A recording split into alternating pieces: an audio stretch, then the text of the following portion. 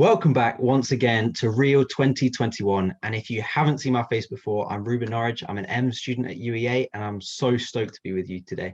Yes, I'm stoked as I'm joined by Emily Saunders, who's one of our very own UEA alumni. She is now a student ministry and worship intern at STN.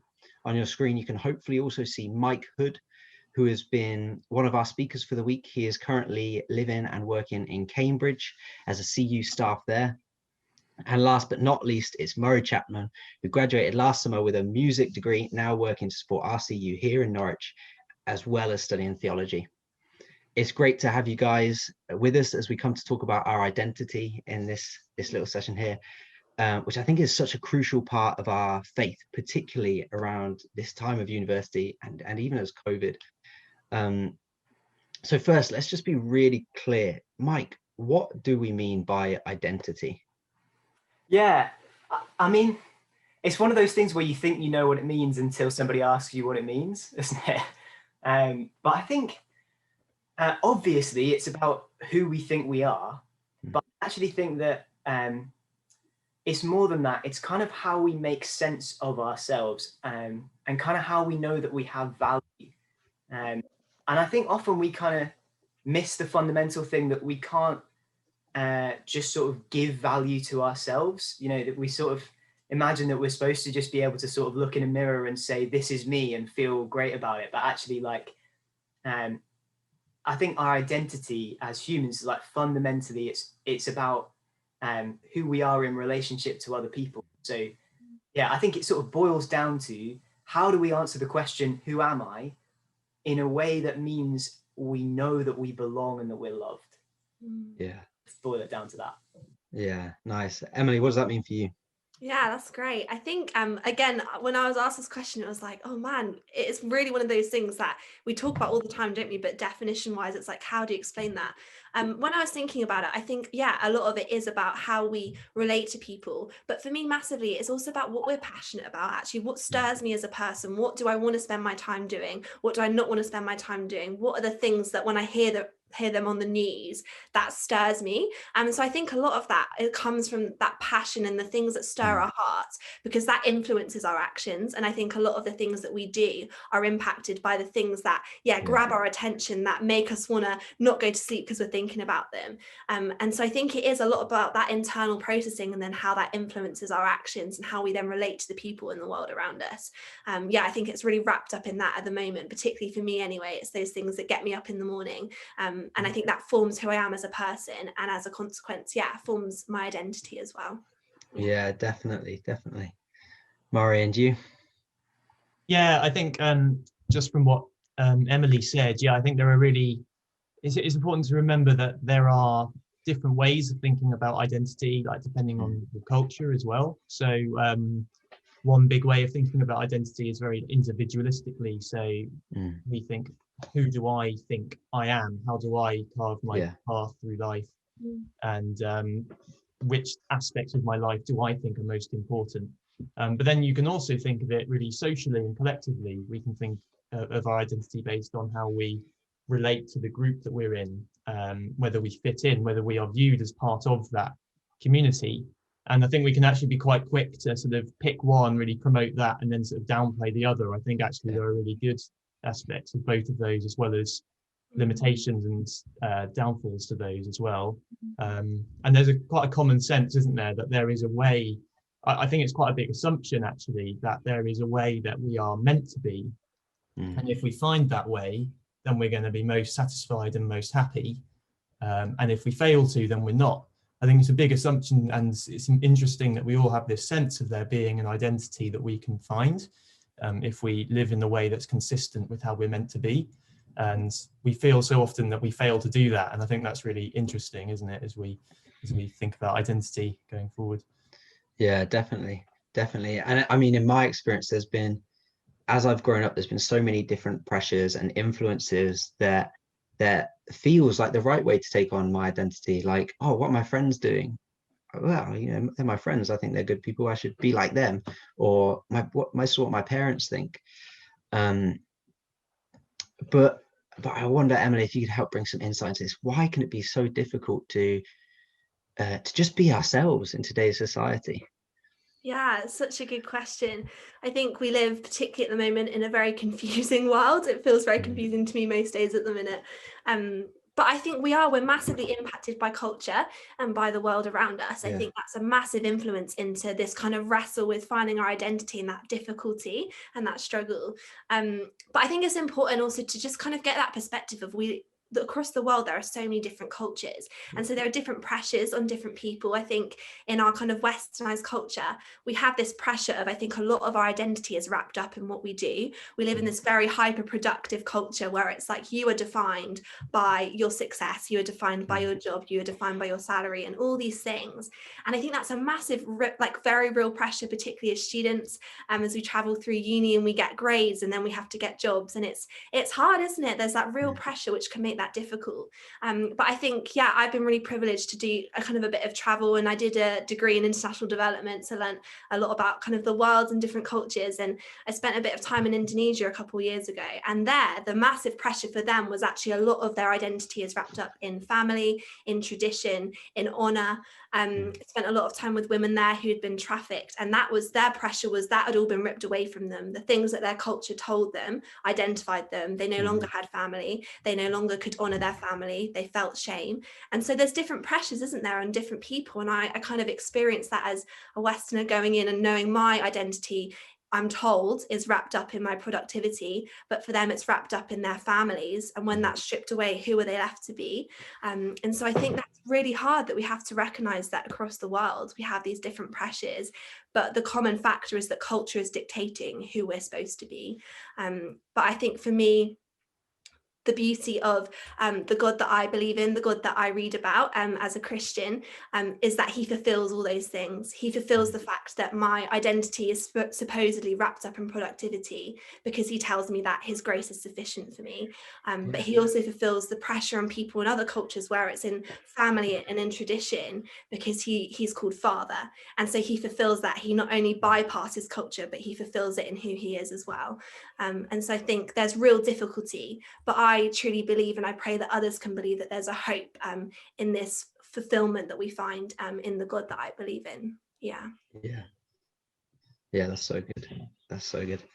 And what about you, Mary? Well, how has this been something that you've seen in your life, or that you've seen in other people's? How is it so difficult? Why is it so difficult? Yeah, I was thinking about this, and I guess yeah, it's really interesting to hear Emily's example, and I guess mine's a lot more mundane in many ways, but I think what it comes down to is like your that clash, that tension we feel between our own sense of identity and then the identity that we feel others put on us. And for me, I feel personally like my identity is really about being in control of my life. So like at university, I really love to know exactly what I was doing the next day. And so I'd be lying in bed at 10 p.m, have my alarm set for 7. I'd have my morning mapped out really precisely. And to be honest, that became so big, it was like part of my identity, like feeling like I was in control of my life.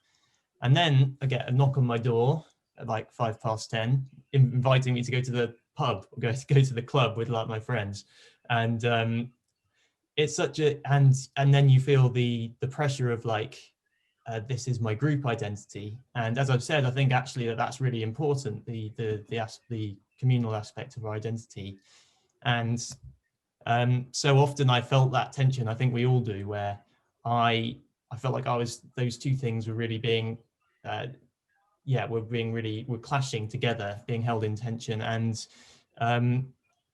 to be honest, there isn't really an easy solution to it, I don't think. I think really it made me realize that we need an identity. We need something that is foundational beneath those two things, something that's going to be unshaken by the ways in which we have to compromise. We have to, our desires and our aspirations and the way that we want to be isn't always going to be fulfilled.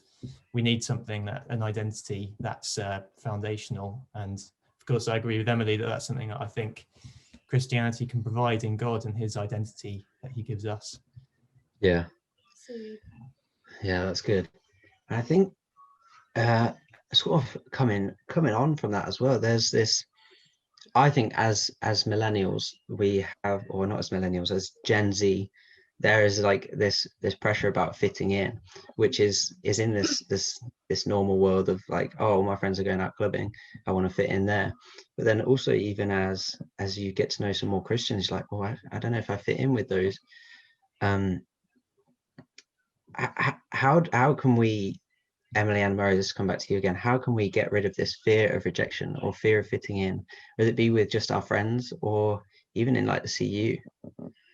Yeah, it's a good question. I think I definitely, when I was in my first year, there was a lot of striving going on. I think you go to uni and you're suddenly surrounded by people who are great at this and great at that. And there's this kind of clean slate, which is supposed to be really exciting. For me, I was just petrified. I just found that really scary. I was like, this is challenging. It challenges your identity, doesn't it? Of I'm coming here and no one knows me. Who am I going to be? And that for me, some people was exciting. I just was totally overwhelmed by it. And I think traveled through most of my first year with that just constant fear of, well, if I'm truly myself, will I be accepted? Do I want to be more like this or less like that? Am I too much or too little? And so I think wasn't fully myself, really, if I'm honest, for that first year. It was really difficult, and hit summer and just broke mental health wise, found that pressure just completely like unraveled me, and just kind of came to a place of I'm just exhausted actually by trying to meet these expectations that no one else has put on me, but I've kind of created out of fear of being accepted, like we're talking about, that fear of rejection. And kind of had to really wrestle with that of why am I feeling this burnout, and realize it was because for the whole year I'd been operating out of striving and wanting to do because it felt productive and I felt better about myself because of doing it. And I was, I guess in the world's eyes doing well. I had friends and I was doing all right in my course, but in myself, I knew that I wasn't fully living out who I'm created to be, who I believe I am, who I believe God has made me to be. And so I just want to speak to the people that feel like that, like it's exhausting, and I'm sorry that you've kind of got to that place. But I think it's realizing that we have purpose. And for me as a Christian, I believe that God creates us with a purpose, that he doesn't want us to be in this position where we feel tired and we feel this fear of fitting in. But actually there's so much joy to be found in just knowing your identity. And we were discussing that. What does that mean? Well, I believe that identity comes from the person we're created to be by this beautiful creator. There's a book in the Bible called John. It's one of the Gospels. It talks about the life of Jesus. And it says that, Jesus says, I have come to give life and life in all its fullness. And I was not living life in all its fullness. And I don't think that's how we're supposed to live in this kind of subpar way of living. I believe in a God that wants us to live in fullness. And I think that's living in the fullness of who he's created us to be. And there's a real joy and freedom found in that. So I just want to encourage people that if that's how you're feeling at uni, it's okay. Like we've all been there. It's rough, but there is hope, and there is a God that has created you with innate purpose and innate beauty. And so I guess it's just resting with that and realizing that our identity doesn't have to lie in meeting standards that the world sets, because that can just lead to burnout. Just to encourage you that there's a higher hope beyond that, I guess. Yeah, definitely. And I think that this burnout, this getting so exhausted that your mental health just falls, it's become such an even more real thing for even more people because of COVID and where we're in at the moment. And for the freshers that have come in this year, it's so ridiculously hard to try and make friends. And everyone that's on that journey, I'm on it with you. But so Murray, can I point this towards you as well? How do we get rid of this fear of rejection or fitting in? Have you experienced this in your own life as well? Well, it's often quite subtle. I guess I've had this where you feel like you get on really well with a group. You're great friends with someone, and on one level everything's fine, but then there are just certain aspects that you feel like you don't quite fit with the mold or the way that they are behaving. And it's hard to know what to make of that sometimes. And I think I sort of talked about that earlier when I said the kind of the clash of lifestyles, and we all have clashes of lifestyle, and Yeah, I mean, I'd really agree with everything Emily just said, and I think really there are some practical applications of that. Kind of going, it can be it can go in two different directions, I guess. On the one hand, we need to remember that we have value independent of the value that other people put on us. And so sometimes that means not being afraid to be ourselves, not being afraid to speak in the way that we feel we should be speaking, that we feel is right for us to speak, or behave in the way that we feel is right for us to behave. And we don't need to fear judgment from others. We don't need to fear rejection, because we have value that underlies that. But I also think, going the other way, knowing that you have value that's foundational can actually liberate you to maybe be a bit more outgoing and to try things that are a bit more out of your comfort zone, without fearing like you're going to lose your identity if you try those things. And so for me, that meant actually going to the club, going to the pub sometimes, and doing more of that kind of lifestyle that I wasn't used to. And I actually found that quite liberating, because I'd assumed that was part of my identity, being a control freak, when actually, no, I was clinging on to that too much. If I was able to let go of that, then actually I was able to enjoy more aspects of life freely, without having to worry about losing my identity. So I think it can go both directions. Yeah, for sure. And so that grounding that you're talking about totally comes from your faith, and from what you read in the Bible and what you take away from that. And I'm totally with you on that. And I know that Emily mentioned John there, which is one of the Gospels, first 4 books in New Testament. Mike, I wonder if you can bring us any more insight as to where we can find our identity in the Bible, or what it looks like in the Bible. Yeah. Hang on. I made a note about this somewhere, but can you ask Murray first for a second, and then? Yeah. Oh, sorry. Yeah, no. Yeah, Murray, what did that look like then? So you were secure in your identity, that you felt free to do that. Where does that come from for you? Yeah, so there's a great story that Jesus tells. You can find it in Luke's Gospel, which is another one. Emily mentioned John, story of Jesus's life, and it's a story about a father and his 2 sons. The good news is that those sons have an identity which is as the father's sons, and that's solid and that's grounded for them securely. But actually, both of the sons choose to reject that identity in different ways. The first son goes and lives a very individualistic life, seeking to just fulfill his desires and do whatever he wants to do. He has a really reckless, wild life, and he completely rejects his father as his father, and just wants to carve his own life, carve his own way. The other son does the same thing, but in a much more subtle way.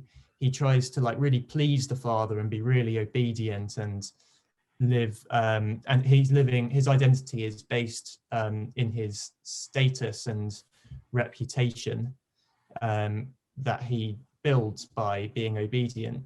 And actually, he was also rejecting the father, because he was just seeing the father as someone to please rather than someone to relate to. And the message that the father brings to both the sons is that you were my sons all along. You thought that you had identity in these other things that you've placed on a pedestal, but actually all you need is to just accept me as your father. And if you do that, then that is who you were truly meant to be all along.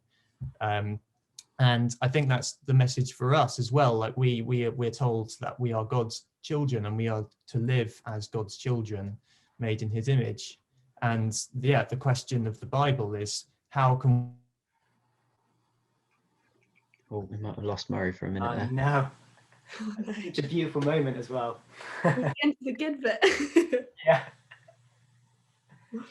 Okay, we'll hope he comes back to us in a second.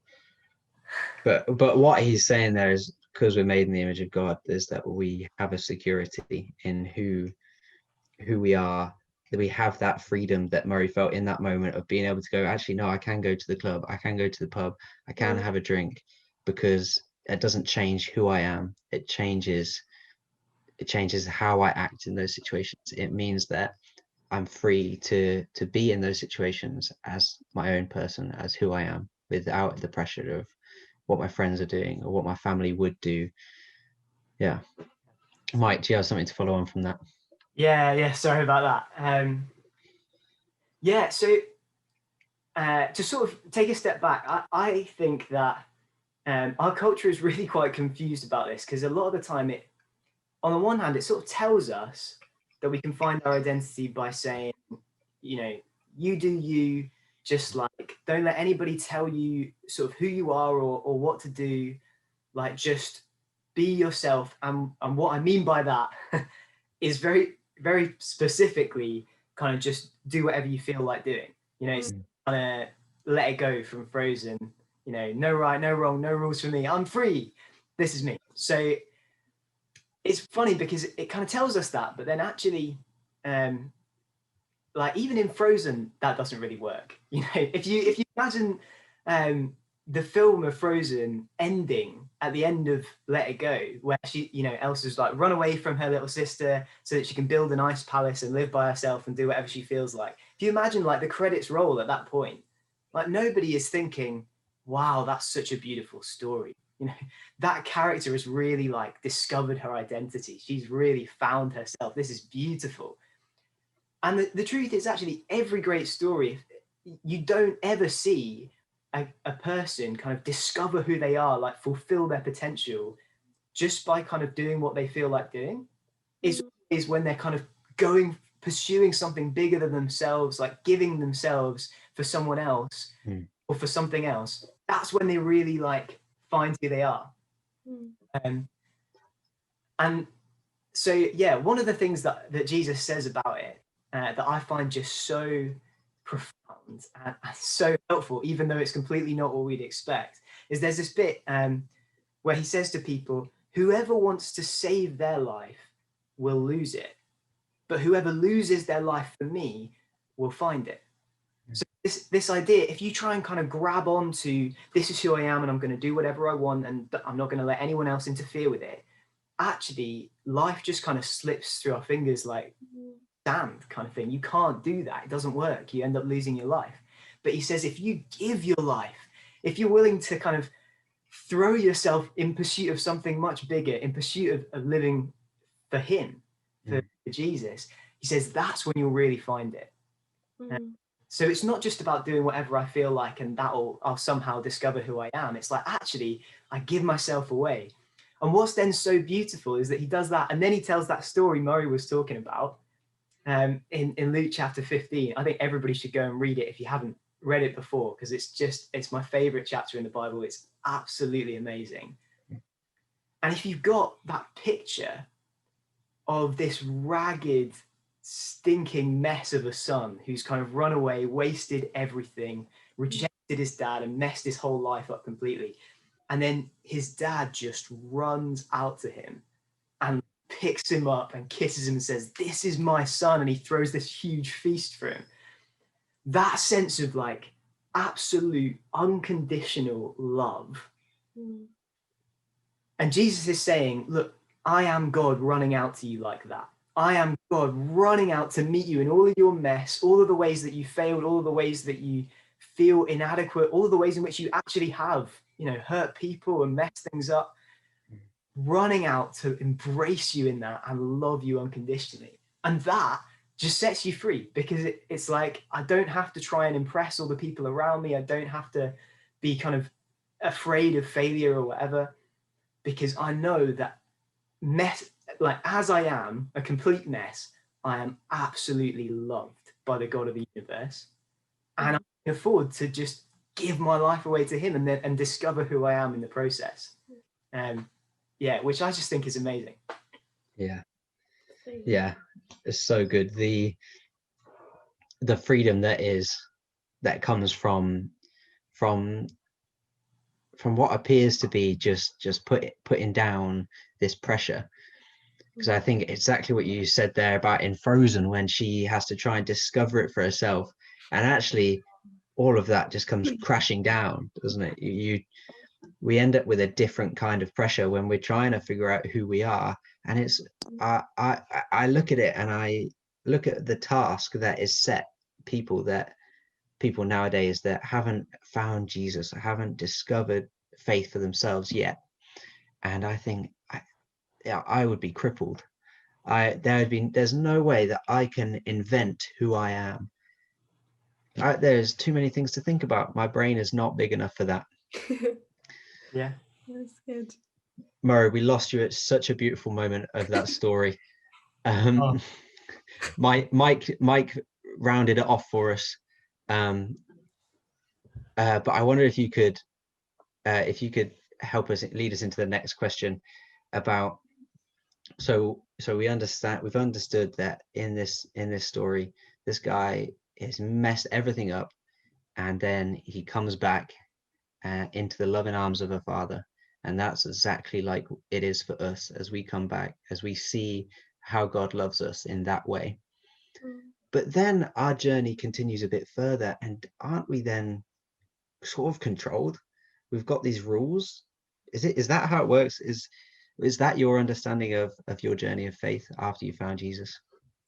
Yeah, I apologize for the woes of technology. It's always at the worst possible moment, isn't it? But thanks, Mike. That's a really important question. That question of how rules fit into Christianity, and I'm sure lots of you will know that that there are rules in Christianity. There's no getting away from that, and it's hard. And I think actually it's one of the biggest misconceptions about what the Christian faith is about, is how the way those rules fit in. And I think, we the way we think of it is that we're kind of being restricted. We've got this open field that we want to be able to do whatever we want and find our own way. And God's given us this really narrow path with iron bars either side. And he thinks if we're able to yank ourselves out of our natural way of being and force ourselves into that narrow path, then we'll be rewarded and we'll get to heaven and everything like that. And that's actually not the picture that the Bible paints of rules at all. As you may have been saying, when you come to faith and you become a Christian, you're given, you're made to be who you were always meant to be. You're given new life, new spiritual life, and with that comes freedom. Freedom isn't about being able to do whatever you want. Freedom is about being able to live in the way that's consistent with who we truly are. And those rules are less like iron bars either side of us. They're more like a light shining the way for us, showing us how to live in a way that's consistent with how we truly are, made spiritually alive through Jesus Christ. And so the way I've experienced rules is actually to be really liberating. They've shown me how I can live in a way that's consistent with who I know myself to be. And of course, sometimes that feels like a clash, but actually the more I've grown, the more I've actually felt those rules to be really freeing and enabling me in that way. Yeah, definitely. What about you, Emily? What does that look like in your life? Have you felt restricted, or do you think that there's a freedom in it? Yeah, I think the best kind of picture I have of it is that, I don't know, in our day-to-day lives, when we have relationships with people, whether that's a friendship, whether that's our kind of boyfriend or girlfriend, as we get to know them, our love for them grows, doesn't it? So as I get to know my friend more, I love them more and more because I see more of who they are. I see more of their character. I see more of the beauty of who they've been created to be. And because of that, my love for them grows, and I want to serve them. I find that with my friends, it's like, I want to do stuff for you because I love you, because I love who you are. I love the things that you do, the things you say. I just think that's incredible. So I want to do these things for you. I want to help you and do these things. And I think that reflects a lot of how I see my relationship with God. Is that I've grown up in a Christian family, and I think when I was younger, I was like, there are all these rules and there's all these restrictions. But the more I've taken my faith, I guess, from my own, the more I've spent time getting to know this God, this creator, the more I've fallen in love with him, the more I love him, the more I see the beauty of his nature and the goodness of his character. And so of course I want to do the things that he's asking of me. Of course, when I read the rules and the things that he calls us to, the way he calls us to live, I want to do that out of an overflow of my love for him, not out of this reluctant obedience. I think that the word obedience in our culture today has quite negative connotations. I actually truly believe that when I'm obeying God, it's out of a joyful place. It's out of a place of, oh my goodness, of course I would do this for you, because you are just so good and have been so good to me that I want to do these things. And like, we're not going to shy away from the fact that it does mean that we have to do some things a certain way and we don't do some things. But I have found, like Murray said, a beautiful freedom in that I feel the most myself, that my identity feels the most secure when I'm walking alongside God, walking in the way that he's called me to live. And so I think, there's this kind of tension probably between obedience in the way I see it and obedience in the way our culture calls it out. I think there's a real freedom to be found as we lay stuff down, as Mike was kind of talking about, as we lay down our lives. There's a real freedom in that. And I think that's how our identity is formed, as we're walking with God in the things he's called us to. So I think it comes out of a place of relationship rather than kind of a religious mindset that I think is often spoken about. It comes out of a deep relationship with God, and out of my depth of love for him, out of the realization that God sent his son Jesus to die for me, for Emily. Of course, I'm going to lay down my life for that. So I think it comes from that understanding of relationship, that there's a joyful obedience that naturally follows that, rather than this kind of reluctant, oh, my life's so boring because I have all these rules, which I think is that misconception that often culture kind of puts on Christianity, which I just, I've not experienced that the more I've gotten to know God. And thinking about that, this whole, how it's framed around this whole relationship that we have with God, and hearing Murray and Mike talk about this one son that runs away and just lives like the high life but ends up in the ditch with nothing. There's this verse in 2 Corinthians 12 verse 9 that just brings it all together to me, that says, it just says, my grace is sufficient for you. And Emily's talking about this love that we find as we grow closer to Christ, and there's this first love from God to us that is just so full of forgiveness and grace, that means even when we stray from this path that's shining a light for where we walk from, that it's never hard to get back. What about you, Mike? What have you got to say for this? I just think it's such an important question, because I feel like for so many people, their impression of Christianity is that it's just all these like miserable rules. And I think I realized a while ago that I'd kind of grown up with a very bad impression of rules, most from there being a lot of rules when you're a kid that are just kind of for other people's convenience. You're at school and there are all kinds of rules that aren't actually, like, some of them are about helping you to flourish, and other ones are about making the teacher's life a bit easier. And I remember being so annoyed about like getting told off about not having my top button done up at school, that I literally had to persuade my parents to write a letter to the teachers explaining why they didn't care about this, and they didn't think that I should care. So I kind of naturally have quite a negative attitude towards rules. But I remember just realizing, it was actually, I was watching somebody play the drums a few years ago, and I realized he just looked so free. He was just like all over the kit. He was going absolutely crazy. I think he had his eyes closed. And I just realized, like, this man is so much more free when you give him a pair of sticks and a drum kit than I ever will be. How did he get there? He spent flipping hours and hours and hours doing what somebody had told him to do, learning like the rules essentially of how to play the drums, of how you do it. And then you think it's actually true about pretty much everything in life. the right rules and boundaries are actually what sets us free to do anything beautiful. And you think Yeah. about a dancer, like they are so much more free. Like professional dancers, you let them just express themselves with their bodies. My goodness, that's so much more free than I am. And it's because they've got up and done the training day after day. They've learned how you do this with your body. They've learned the rules, and they've like trained themselves. And it's why musicians learn scales. It's why sports people have diets. It's why paintings have frames. Like you have to have rules and boundaries to make something beautiful. And true in our relationships, like Emily was saying, you know, we all know that if you're going to have a relationship with someone, there are inherently kind of things that you can't do if you're going to preserve that relationship. Even just in a friendship, you can't gossip about your mates and expect the friendship to stay like alive and flourishing and happy and good. So I think a lot of the time we sort of have completely the wrong image in our heads, and actually a lot of the time we're kind of this goldfish who decides that, oh, I'm sick of this oppressive goldfish bowl, and we kind of like, I'm going to make a break for freedom, and we jump out of the water and we land on the carpet, and like we have not become more truly ourselves at that point. Yeah. And that is, you know, that is my experience of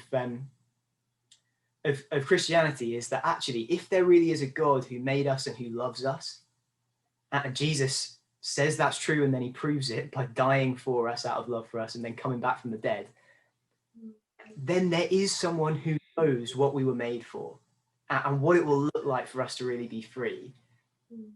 And that's my experience. You get to bits of the Bible that tell you things about money or sex or drinking or ambition or whatever it might be, and you look at it, you think that sounds miserable. But then once you've actually got to know Jesus and started to follow him, you discover that it's liberating and it's life-giving. Yeah. And it's just being truly human. Yeah. Definitely. That's such a beautiful image of like actually it frees us up to be ourselves. And I think that's one thing that I've noticed throughout the questions is, as we've spoken about what it means, what our identity even is, even to other not rules on it, is that actually at every single step, at every single stage that you look at, it's just another level of freedom. There's another level of you getting to totally express yourself as you were meant to be. Yeah. And I think identity is something that is all the way through the Bible, through what we read, through what we believe, through our faith. It starts right at the start in Genesis 1:27, where it says, male and female, he created them, something like that. In the image of God, we were created, male and female. And it goes all the way through, right to from the Old Testament to the New Testament, from the start to the beginning. There's this theme of identity. And I wonder if you guys had to sum up, or not sum up, maybe that's too impossible, but to say one key thing to take away from how we move forward or how we think about our identity today, what one thing would you say? We'll start with you, Murray. Yeah. So I'd say it's time for everyone to just, decide what they think for themselves. Like, what do you think identity is? Do you define it for yourself? Is it defined by those around you? Or, as we've been saying, is it defined by your relationship with God? And if you decide it is about your relationship with God, then make that the most important thing. Make that the thing that you seek first and foremost in your life. Yeah, definitely. And Emily, what about you?